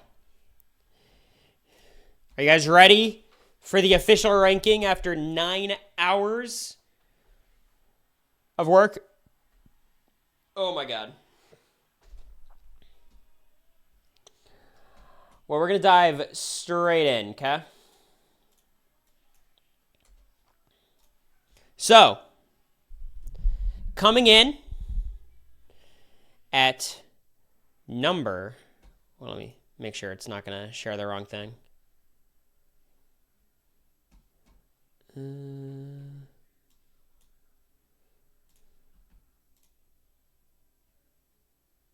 Okay. Coming in at the number 20 best game of all time is Maggie. You guys know 19 too, but anyways. It's Maggie. It's Maggie. Now, Maggie placed in 20th place with a relatively strong ranking of 5.17 stars. So, still above 5. You guys didn't give anyone below average. So 5 stars, not bad. But because it's spoiled, I'm not going to build the suspense. I do think when it comes to Maggie, I think it's a little, I think her game is a little bit overrated because she obviously could have been knocked out by Janelle pretty easily at 3. April would have beaten her in the final 2 had she gotten there. So, there's a lot of ways this game could have gone wrong, but I do think she was the best player from that season. But I don't think PB6 was exactly the holy grail of strategic gameplay. Obviously, getting Howie to target James is good. But so at 19, of course, we have Eric Stein, who I think is the second worst placement on this list. I believe Tiffany getting 6th is the worst, but Eric, I think, gets 5th. And he has a ranking of 5.37, 0.2 above Maggie. I think Eric's game is probably top 10 easily, if not for America's favorite player. He wins that season, and it's one of the more dominant wins ever, but unfortunately, we were kind of robbed of seeing that, so, this is where Eric falls. Did you just spoil more? No? So it's kind of tough for Eric. But that takes us to number 18. Who's Xavier?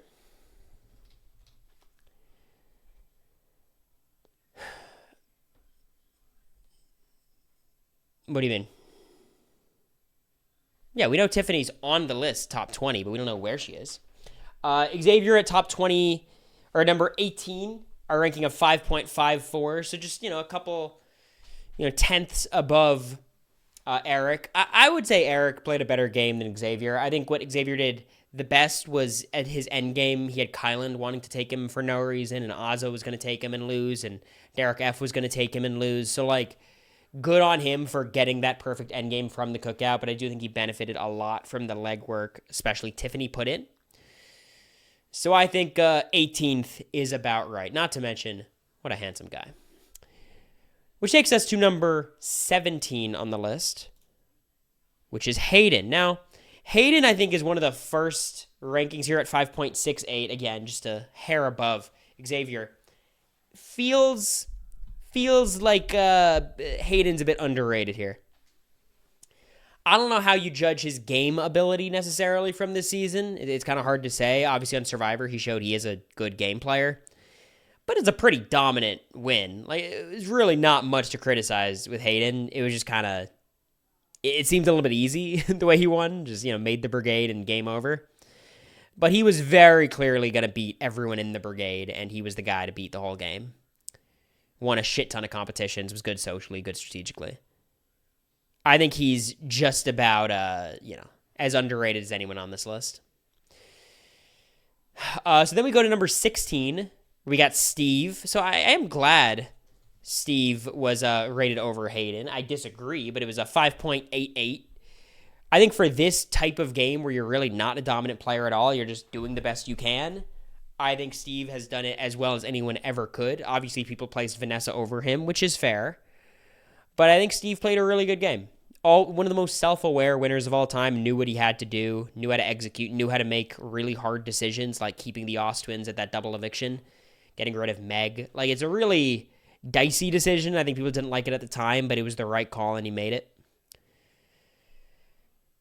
Love Steve, but anyone who had to win Final HOH to win goes down in my book. Well, there's not that many winners who didn't have to win it, right? Steve, at least we've seen so many people win the Final HOH and make the wrong call. He won the Final HOH and made the right call. He put himself in a position to win, so good on Steve. Number 16. We're still in the 5-star range. So now we're at the top 15. This is a bit of a divide. The top 15 games in Big Brother history. Dr. Will Season 2, I must say, criminally overrated for me. 6.03. This finally crosses the 6-star threshold. I think this is overrated. I don't think Will Season 2 deserves to be higher than any of the games that we've ranked so far. Maybe you could say he should be ranked over maybe Maggie. I don't know. I'm a Dr. Will Season 2 skeptic. It's not really a testament to him. It's just the game was different. He set the blueprint. If you want to give him credit for that, it's fair enough. I think you give him a lot of credit for coming up with the strategy out of the blue. He didn't have anyone to copy, so I think that in and of itself is impressive. So if that's what gives him a higher ranking, I do understand. He just wasn't really in a decision-making position for most of it. He's lucky Nicole was such a terrible, jury prospect. Which takes us to number 14, where you have Nicole from BB18. I think this is about right for Nicole. 6.1 instead of 6.08, so barely above Will from Season 2. But she never was playing a dominant game. She just maneuvered well. She was in the bottom sometimes, was able to fight her way back up. This is like a very diet Chelsea game. It's much worse than Chelsea's game, to be clear, but like just kind of navigated well. Definitely less dominant towards the end, but her whole power structure fell apart. She's at the bottom with Cory and Pauly, and she's able to figure that out. She's obviously a vet going against a ton of newbies, which I think is a fair point to criticize her on, but ultimately, pretty good showing from Nicole on BB18. I think it's a very, very solid winning game. Takes us to number 13. We have Tiffany. The worst ranking placement-wise on this list. She's at 6.2, so just a tenth above Nicole. And I think it's hard to judge Tiffany's game because I think her gameplay is more impressive than her resume on the season because, of course, she does get 6th place. She puts herself in that end game with the cookout where it's really not super winnable, but there's the extenuating circumstances of we know why she did that. And I think hopefully most of us can respect that. So I don't think we penalize her as much for setting up Xavier's win. And obviously, even with that end game in the cookout, a couple of competitions go a different way. She could win anyways. So I don't hate this ranking. I think I'd drop her a little bit, but it's a very weird one to evaluate. Very, very weird one to evaluate. Which then goes to number 12, which is Paul. It's a weird game. So 6.24. The gap between Paul at 12 and Nicole at 14 is 0.14. So 0.04 above Tiffany is Paul. It's weird. I think this could be the most dominant game a Big Brother ever played. Like, Paul had a chokehold on the game like no one else ever has. But of course, the jury management was legitimately a problem. It was messy. Also, Paul had more advantages going into the season than just about anybody. Obviously, a solo vet against a ton of newbies, plus friendship bracelets, plus the pendant of protection. There was just a lot going for Paul. And obviously, it was not the strongest cast. Then losing to Josh, it makes it tough. So I think 12 is about right. Maybe I'd go a little bit higher, but not much higher. I think 12 is about right, actually. Now, this last person, unfortunately, dodges the top 10, the gatekeeper to the top 10, if it will. Any guesses for number 11? Who's going to be the last person left out of the top 10?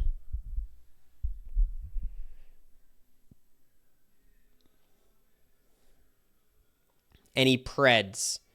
Cam predicts Cody. Andy's here. Cody. Chelsea. Derek. All right, well, at number 11 is Cody, the lowest res picture I could find. Look, I think this is criminally underrating Cody. I think everyone holds the pre-gaming against him, which I totally understand. Everyone did have the opportunity to pre-game, and everyone, for the most part, did pre-game. And he played a very dominant game. And, of course, Tyler was kind of usurping his position, but then Tyler imploded, and Cody was never in danger, never touched the block, won unanimously. It's kind of hard to... He won like 4 HOHs and like 4 vetoes. I think this is a severe underrating of Cody, but, you know, I'm not surprised. And it was also, in my opinion, the strongest cast in Big Brother history. Like, clearly the strongest cast in Big Brother history. So, like, I think that not nullifies, but pushes against the, the pre-gaming stuff. I think it kind of balances itself out. But Cody from BB22. So Paul was 6.24, remember. Cody was 6.47, so a bit of a jump, almost to 6.5 stars. But that's where Cody is, number 11. Now we start into the top 10. It's where it's getting serious. And we have Dr. Will from BB7. I think Will gets the benefit of playing against an incredibly difficult cast, a smart cast. He kind of ran circles around all of them. Of course, the problem is he went out due to his own mistakes where he could have won the game. Unlike a lot of these players before him, he made a game-losing mistake a few times. And I understand there's the dynamic of him not hooking up with Janelle, which was the main reason Janelle was anti-Will. If you're top 10 of all time, I think you gotta figure it out. Also, there's the question of was he trying to beat Boogie? Was he trying to win himself? It's a little bit hard, but against this cast, he really did just ball out. So I don't have any problem with this ranking personally. Will at 7. I'd drop him a bit, but not too much. And he's a great showman. He also didn't give a shit in 7. Yeah, he was trying to quit for a while, too. Like, I don't know. I think this is overrating Will, but he's got a legacy. 2 top 20 games for Will is pretty impressive. And then we go to number 9, which is Tyler from BB20. 6.88, so a big jump. Almost at 7 stars. I think Tyler is being underrated here. I think his game in BB20 was pretty ridiculous. Just so dominant. Ultimately, what I think is fair about this ranking is he chose the wrong endgame. Him throwing the Final Four veto is a disaster decision, and it really set himself up to lose that game to Casey. Whether or not he even beats JC is an interesting question. Was he locked out of winning at the Final 3? So, like, I understand this ranking. He fucked up. His game was perfect. It wasn't perfect. He screwed up at the Final 4. Could he have even beaten Casey? I don't know. Probably not. Casey was great. But he had all these Final 2s. He had a Final 2 with Scotty, with Sam, with Angela, with JC, with Brett, with Casey. And he chose the wrong ones to go to the end with. And that's why he lost. So I don't blame the jury management stuff as much. I think people overstate how bad his jury management was. But he didn't do a great job, getting to the end with the right pieces. So that puts Tyler at number 9. Number 8 is June. I would say June's game is a bit of a blind spot for me. Generally, by the way, it's 6.9 versus 6.88, June and Tyler. So June just clears Tyler. It's a bit of a blind spot. I actually rate June's game quite a bit lower than Cody's, than Tyler's. And the reason for that is she really was not doing well jury-wise. She needed to get to the end with Angela exactly, and she did, so she was able to win. She, again, kind of like paved the way for a certain kind of strategy, but BB4 was not the strongest cast by any means. I think a lot of her game success should be split with Allison. Allison was doing a ton. And I think ultimately her jury management just wasn't... Did I say Angela? You know what I meant. Her jury management just wasn't up to snuff, but she got to the end with the right person. So I do think June is overrated here. But again, I think overrating the Trailblazers makes a little bit of sense. So that's number 8. We go on to number 7. Wow. Derek Levasseur. At number 7, he breaks the 7 stars at 7.02 stars. I will say, what's interesting about Derek's ranking, and this is the same thing about Cody's ranking. So, Cody's ranking had more 8, 9s, and 10s, as did Derek, than almost everyone in front of him. But Derek had a lot of 1 stars, as did Cody. A lot of people who are big haters dragged down some of these house guests. So really what this ranking system is ranking is, how do you guys think these guys' games stack up? Plus, is your game generally liked? So that is why a Derek and a Cody are ranking much lower than some other people will talk about. Derek, I think, played a perfect game. I wasn't the biggest fan of him lying in the DRs, and I think it was a very easy game, frankly. He just gathered up all the comp piece and won. But I really like him getting Cody to take him to the end. I think the pact with Victoria was genius, making sure no one would cut him. He got rid of everybody in the correct order. Did that happen with Tyler? Let me see.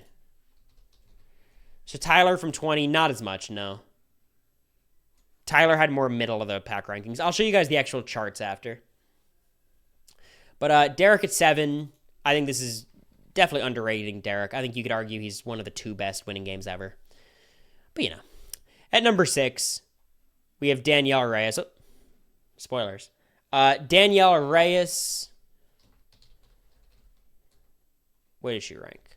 7.2. I know, you guys are going to see. We're going to do a poll about it. Danielle Reyes from Season 3 has a 7.2 ranking. I think this is way too high for Danielle. Because, again, much like Tyler, much like Paul, She made decisions in the end game that lost her the game.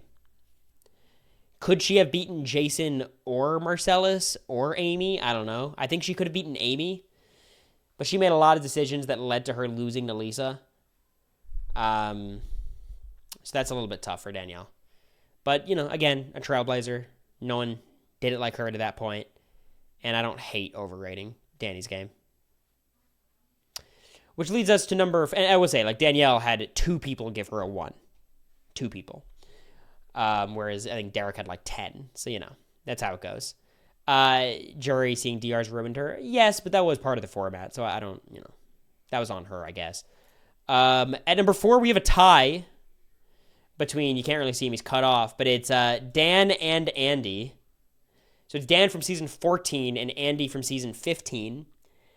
I don't think there's really a comparison between these two. I will say I think Andy's rankings got dragged down by, actually not that much. Got a lot of 10s. And then Dan from 14 had more people dragging him down, actually. So I guess the question for me is, I'm going to run a poll. Who do you all have? Who is better? Dan, and remember, we're only ranking Dan's BB 14 game versus, of course, Andy's only game, season 15.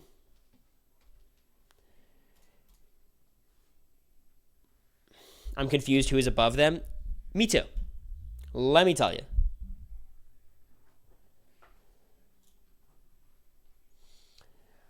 It's a pretty close vote. 58% saying Dan. I would very strongly say Andy. Because ultimately, while I think Dan, I don't blame him that much for losing that jury vote. I think he was in a really tough spot no matter what. I think he let himself get into vulnerable of a position with Frank and needing to do Dan's funeral. Him able to execute it was awesome, but he put himself in a really vulnerable position before the coach's twist even ended, and he kind of had to dig up from the bottom. And then, in order to do that, he had to burn so many bridges, which I think cost him the game. But Dan is going to be ranked number 3 or number 4. Andy's number 5 is where we rank. So Andy 5, Dan 4. Both of them had a ranking of 7.41. So almost that 7.5 stars. Which takes us to number 3, which you all have Chelsea. Very high on Chelsea, let me tell you. Chelsea is 0.03 above Dan and Andy. And I think this is too high.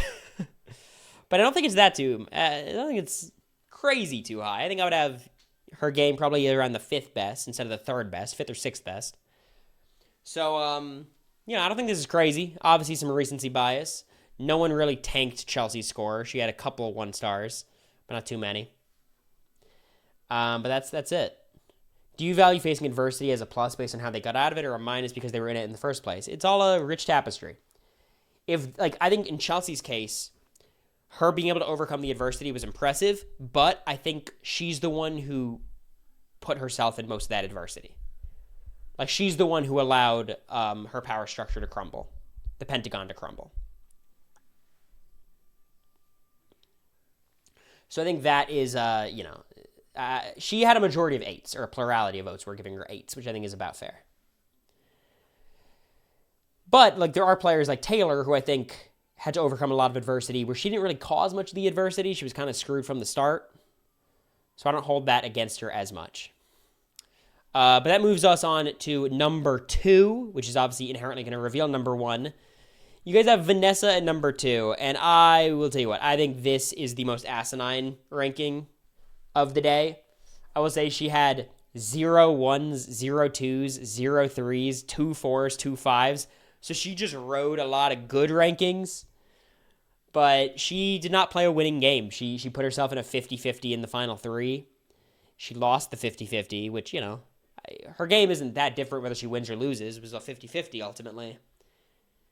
But this is very high. It's very, very high for Vanessa.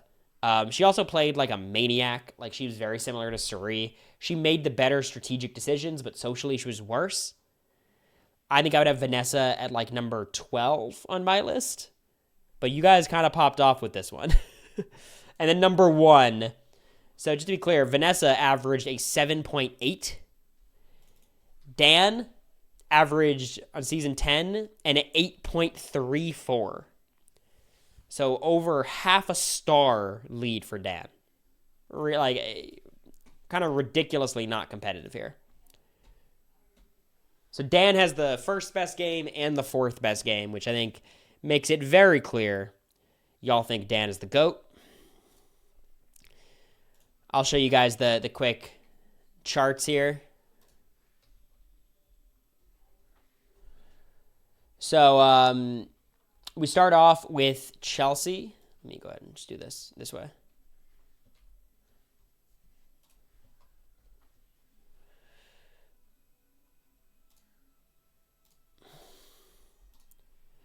So Chelsea was a 7.4. Again, like just very top-heavy rankings here.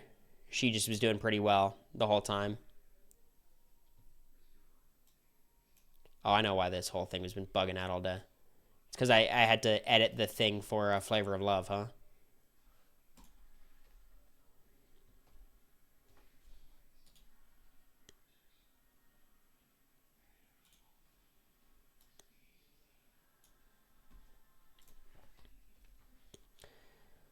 But anyways, Chelsea, 7.4, a lot of high rankings. Dan's 10 game, not that many haters, and 26 10s. This is not close. Vanessa just rode the high rankings. This is really why she placed as highly as she did. Dan has some haters, but a lot of 10s still. People love Dan. June, just 7s. Tyler, good amount of haters, 5 1s. Danielle, the 10s for Danielle are a little bit baffling for me. Derek has 8 1-star people.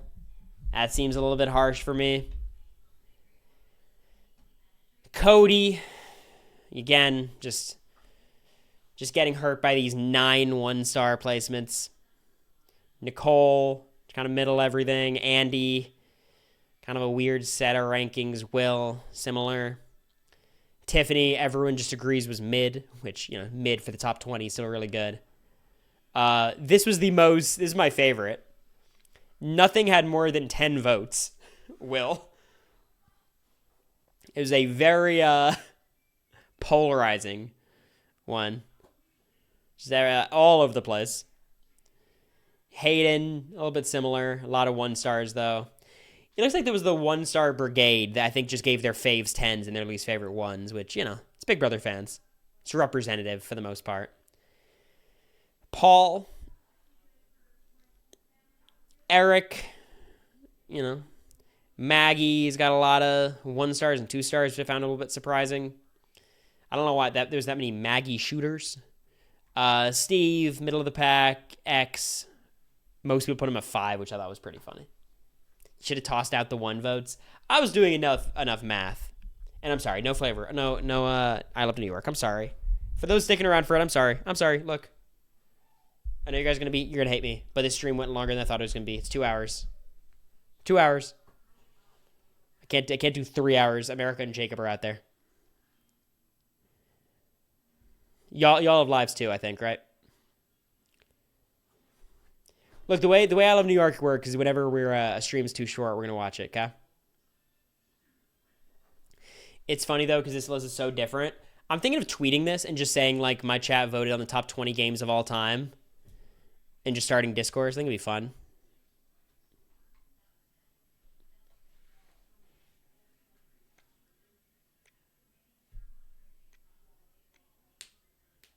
Mr. Boston will return, yes. Say it's your top 20? You think so?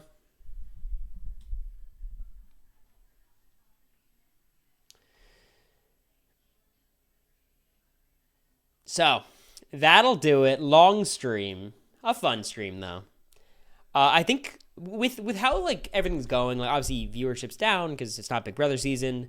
I think I'm going to start experimenting a bit more. I think I might start playing some more games.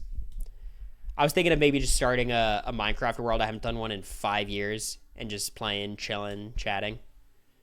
Just see what the vibe is.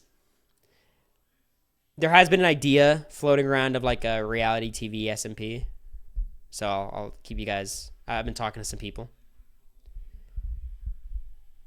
I've been talking with Quinn. We'll cook something up. Dress to Impress. Yeah, I'll do Dress to Impress probably with America one day. So I'm just going to start experimenting with some things. Ultimately, for me, it's less about, I got to make sure I like streaming still. That's my main thing. Got to make sure I'm doing stuff that I enjoy, because otherwise there's very little motivation for me to stream. Because I do feel like the people who are still watching are going to watch anyways, no matter what. I will be doing a, all day long election stream. I think we'll do the day before the election as well. November 5th and 6th. I'll be doing 5-6 hour streams. I just think that'll be fun. Because I'm going to be watching it anyways, so I think that'd be fun. Vaudeville. Yeah, maybe vaudeville. It'll be fun. Are you going to be doing the reality stars for Harris thing? I can't, unfortunately. We're busy tomorrow. But I'll be watching it. Please support. Taylor's running a reality TV stars for Harris show with a lot of reality TV people, so support. Also, go out and vote, y'all. I'll be here before Election Day, but make sure to run it. He doesn't believe in it, sadly. Yeah. I'll be on a media blackout. Good for you, Thief Juice. Okay, are any of the homies live? Is Brando live? Is Cedric live? Is any friends chilling? I don't see anybody.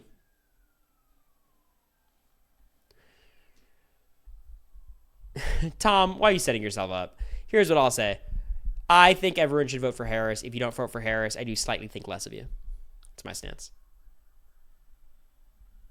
That's my stance. That is truly my stance. I know everyone has their own circumstances of how you were raised, but that's my stance. But, I'll leave before we get in deeper than that. I appreciate you.